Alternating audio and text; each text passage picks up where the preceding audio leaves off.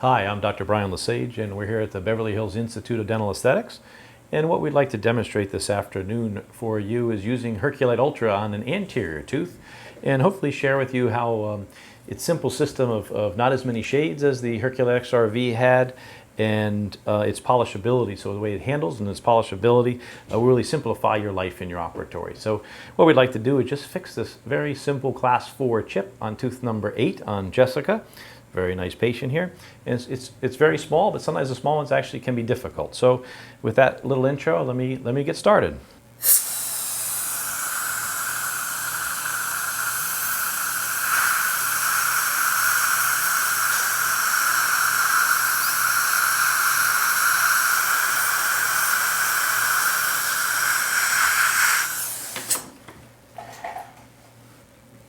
Okay, so I've put your classic 45-degree bevel on here, and you're all familiar with that. And then I do what I call a starburst bevel, or some people have called it a scalloped bevel, but I like to put a little starburst bevel to try to break up the light.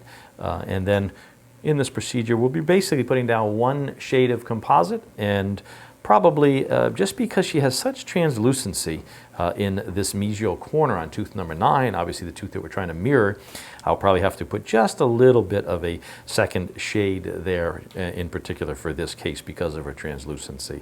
So but let's see how simple and easy really this goes. I like to use a little plumber's tape just to protect the adjacent tooth. And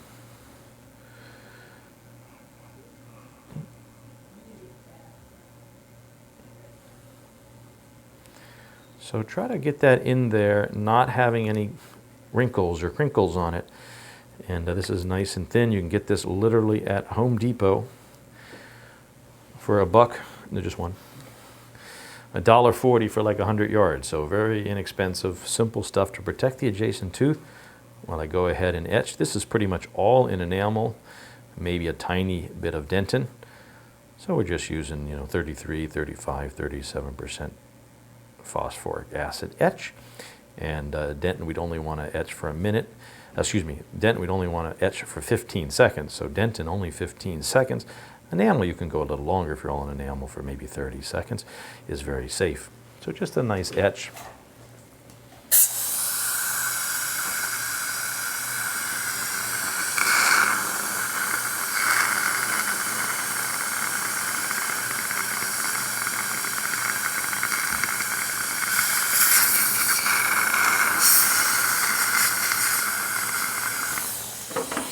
So I like to rinse the etch off very well.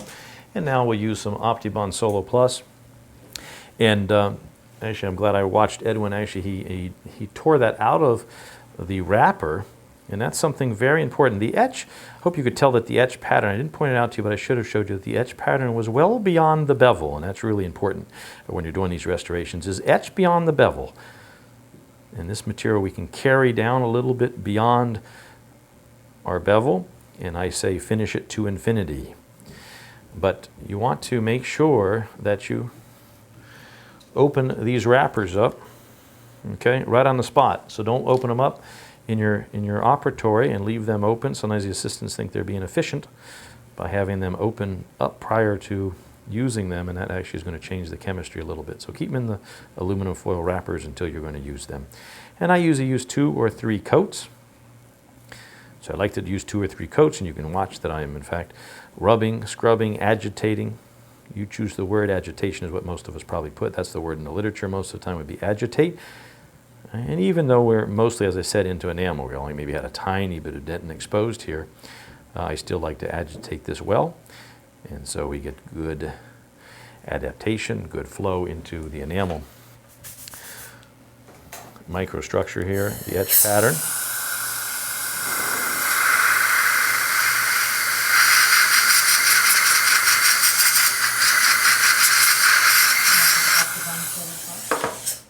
So that was Optibond Solo Plus that we just used there.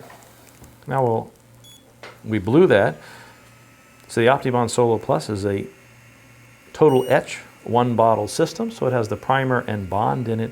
And that's why you need to blow it. You need to blow the solvent out of the primer. I've put in the literature that I call the primer a necessary contaminant. I think that's a nice way of describing it because it's necessary, but if you didn't blow it, the solvent would be a contaminant to your bonding system. So a necessary contaminant is what I like to call the primer. So we've primed and bonded the tooth with one bottle. That's why it's a total etch one bottle system. And go ahead and let light cure that. And now we're going to add just a very small increment of the Herculite Ultra. And some of the things that I hope you'll notice here is just how nicely it sculpts to the tooth. I'm using gentle touch, and how as I sculpt it, it stays where I've put it. And that's really, from a handling standpoint, that's what you certainly, I know all the clinicians are very aware, they're very aware that is what we'd like to have, is nice handling properties, but we don't want this material to slump. Give me just a little bit more. So you want to be able to put it, push it, get it where you want it, but then you want it to stay there. And that's the one nice thing that this Herculite Ultra does. Those that have used Herculite through the years, I've been a Herculite user for over 20 years, and Herculite is a stiffer material. And so you have to really push Herculite a little bit more, but it's still, Herculite has been on the market 25 years of proven technology, fabulous material. What they've done is put in some nanofillers in this, and hoping that because of the nanofiller particles in the Herculite Ultra, that borrowing from the same chemistry of Herculite, that will in fact have the great strength that Herculite has had through the years, but a little bit better handling properties, and a little better polishability would be nice, especially the maintenance of the polish. I would rarely today use Herculite on an anterior tooth, but certainly I use it on lots of posterior teeth. So this is, you can see that it's gone right where I wanted to put it. I'm extending a little bit off the edge, and it's just staying right there. So really nice quality, the way it handles and sculpts. And I'm going to leave just a little bit of room for I am going to put just a little bit of translucent down, even though it's not that far off. This I almost could get away without even putting any translucent down on this, to be really honest with you, but I want to make sure she has very translucent lining, those transition zones on her teeth, and I want to make sure I hit that. But you can see how just I lightly touch it, and it goes right where I want it and stays there.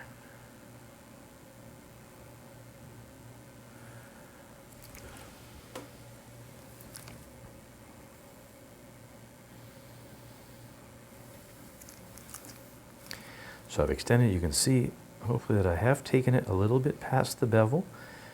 That's what I like to do with the material, and we will finish it to infinity. So just thin it out, thin it out, thin it out there. All right, I'm going to go ahead.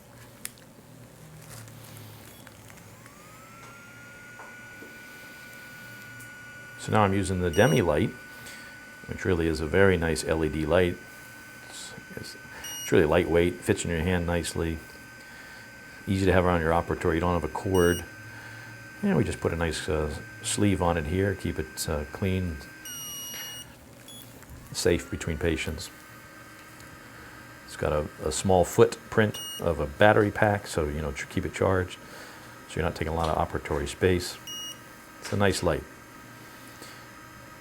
And now I'm going to use just a little bit of the incisal light shade, just the smallest amount here of a second layer. As I said, I probably could have got away with it really with one shade, and that's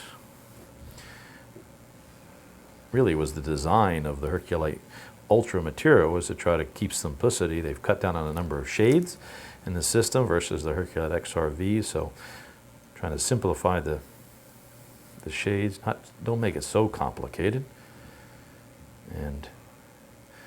but still cover your basic shades that you need when you're doing your direct composites.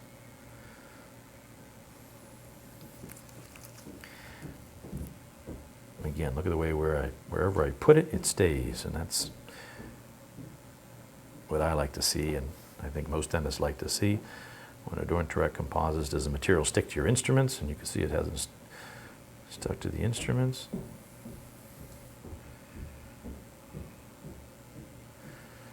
And I put it on there, just light strokes, light strokes.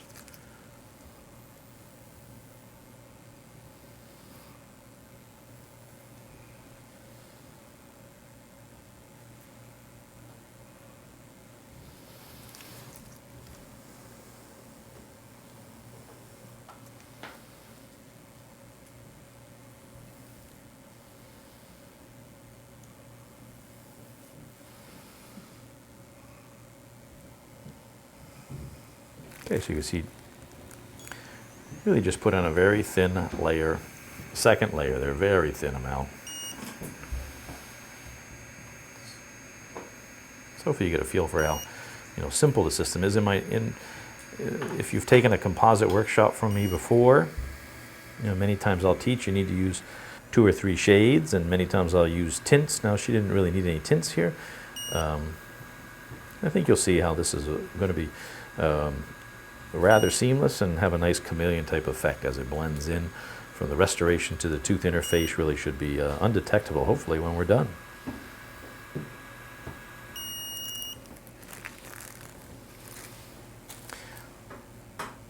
So I've set that. Now we've taken the orange light off and clear light and take out.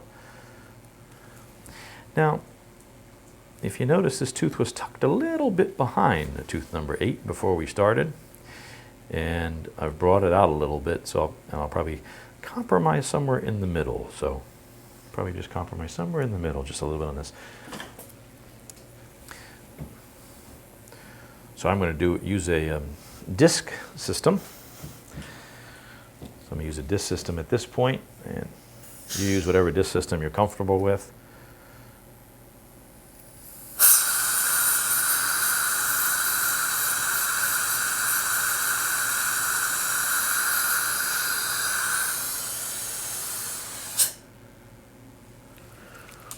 So just trying to create an incisal edge plane with that disc. If you notice the angle that I was putting that at, it wasn't at a 90-degree angle, but it was slightly at more of a 30-degree angle to the lingual is really what you're kind of shooting for. That's classically what you want.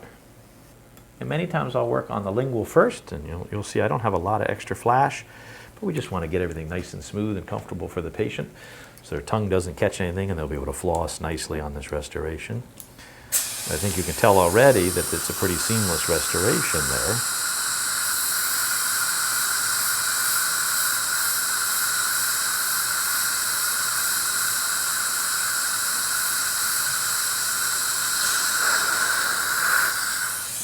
Okay. Let me see a piece of floss, Edwin, please.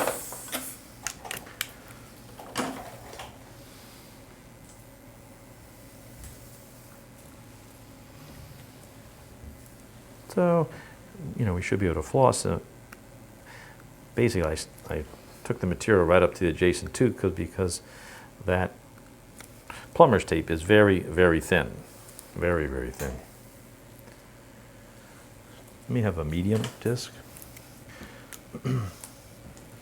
So I've gotten the incisal edge the way I want it, and the lingual pretty much the way I want it. Obviously, I'll need to check her occlusion here to confirm that. In the facial, you'll see how much time am I really going to spend finishing and polishing this. It really won't take that much time, and that's the idea. That was really what Kerr tried to accomplish with this restorative material. Was to make this material something that handled well and was very nicely sculptable and didn't slump, and then also had nice polishability. Certainly the maintenance of the polish is something that we don't have any long-term studies on. That's the only kind of disadvantage maybe, but I think in my hands thus far, it showed a lot of very nice promise here. And you can see my assistant is putting a little extra water on it.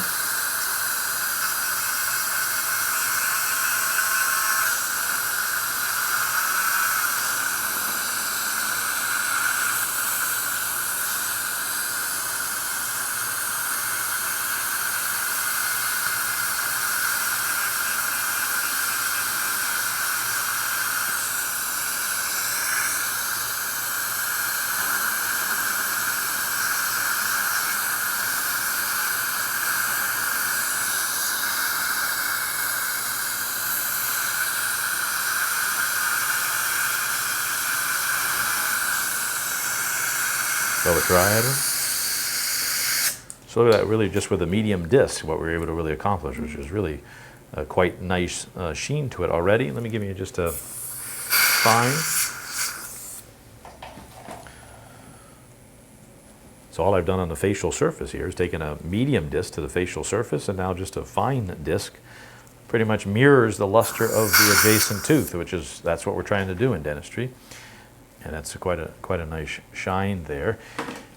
And we can see that at this point, pretty nice, seamless, really restoration here for the patient. I just see a little bit of marginal irregularity that I don't like in this restoration. It's very small, so I'm going to go back to a yellow striped diamond just to get it just a little more flush with the tooth, even though you could see with the Explorer it was very nice already. But I could just see in my loops some irregular surfaces that I just want to smooth up. Little water, Edwin, please.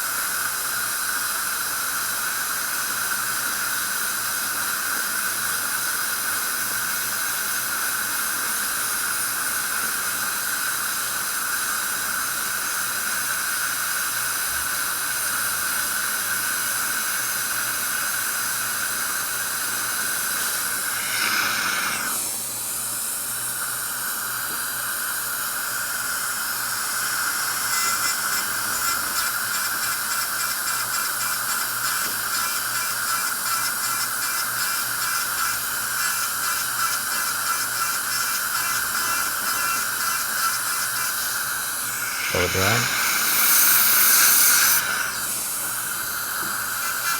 You're going to need to get me another one, okay?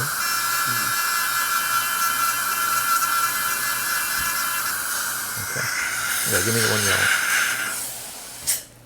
So I think you can see how we really took this tooth with, certainly a small chip in it, all right?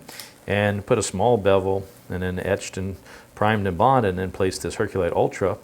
And the one thing I didn't point out earlier was that, that I was talking about it not slumping, that you could actually sculpt it and push it where you like it. So the sculptability, I think, is very nice. The fact that it doesn't slump is fabulous, but you also notice that it didn't stick to the instrument. And that's the most frustrating thing, is if you, get the material where you want it and all of a sudden, you're pulling the instrument away from the tooth and the material's coming with it. That's very, very frustrating. And then I think you can see, once I got the margins where I liked them with the red striped diamond, that really I took one medium disc, and I don't really care what disc system you use personally, and one fine disc, and that's really the polish that we got on that, which I think most of you consider very adequate. Let me show you what can be done with this if you really want to have some fun, and you have someone who has really very high luster in their teeth, that you take one of these goat hair brushes. It's a goat hair brush on the outside with a chamois on the inside, and that really will buff this very nicely. So I like to do it first with a little water, just a little bit of water, and then I'll do it dry with the composite polishing paste. And so a little bit of pressure with this initially.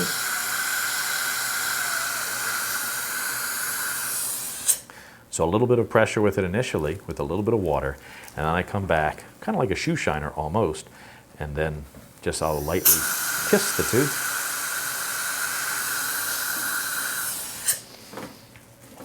So, as I said, lightly do it with water the first time with composite polishing paste, and then I like to do it dry on the second time around, and then you can usually get a very nice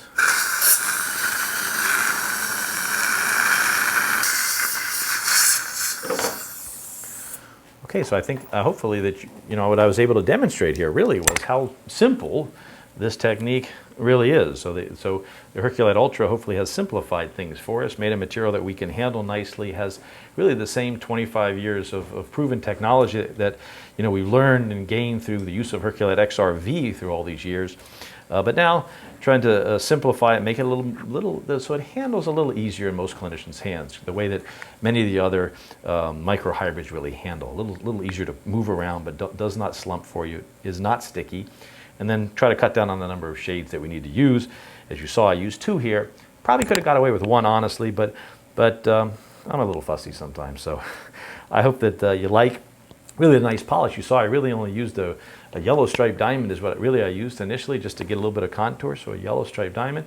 And then I went to one medium disc on the facial, and then one fine disc, and that you saw had a nice polish. And now I've come back with just a little composite polishing paste and a goat hair brush, and I think you can see that that's some pretty nice luster there for that restoration, and blends in really seamlessly, which isn't that really what we're trying to do.